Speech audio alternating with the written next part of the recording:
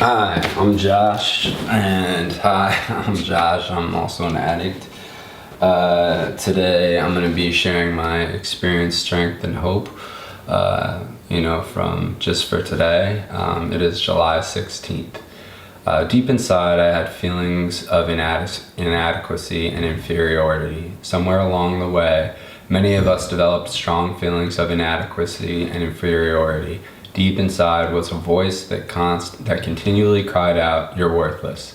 Many of us learn to recognize this characteristic of low self-esteem very early in our recovery. Some of us may feel that our feelings of inferiority were where all our problems began. Whether we learn this low self-esteem in our families or through our interactions with others in NA, we learn the tools for reclaiming ourselves. Building up our fractured self-esteem sometimes begins by simply accepting a service position, or perhaps our phone begins to ring and for the first time people are calling just to see how we are. They don't want anything from us but to reach out and help.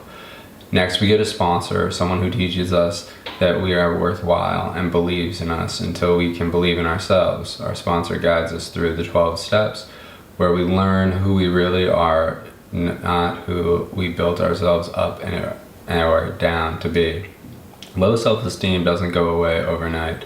Sometimes it takes years for us to really get in touch with ourselves, but with the help of other members of NA who share our same feelings, and by working the 12 steps, we blossom into individuals whom others, and most importantly, we ourselves respect.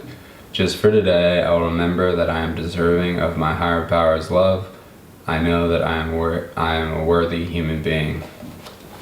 That one's still a tough one for me. Even with time, that's a tough one for me, because I feel like an imposter sometimes, and just like I have low self-esteem because I have co-occurring disorders. So I have clinical depression and major depressive disorder, and then I also have various addictions. So yeah, it's a challenge to say the least. Like when I first came into the rooms, and I've probably said this before, everyone kind of just kept telling me, "We'll love you until you love yourself." And my therapist and psychiatrist, they're helpful, and I'm trying to sit in my feelings, but I don't really do well in my feelings. I try and stay away from them. I don't know. It's one of those things that, I have to work on daily and try and get better at, is being okay with sitting in my feelings and getting in touch with the internal me. I don't really worry about the external me. I think like it was talking about just making a cup of coffee, making like coffee or something. But humility is big to me. Meditation is really big to me. I guess that's partially sitting in my feelings, but I still feel that like low self-esteem at times where I'm just in a funk.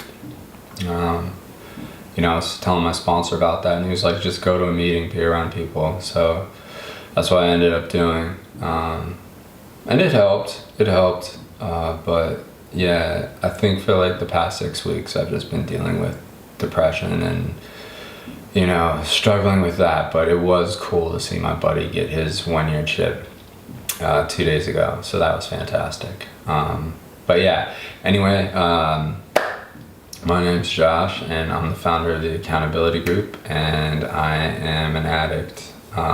Please subscribe and like our videos, and more importantly, leave comments. So whether you're new and you're dealing with post-acute withdrawal syndrome and don't really know what to do and you're having cravings, or you have time under your belt, maybe within this community you'll figure out a way to get help.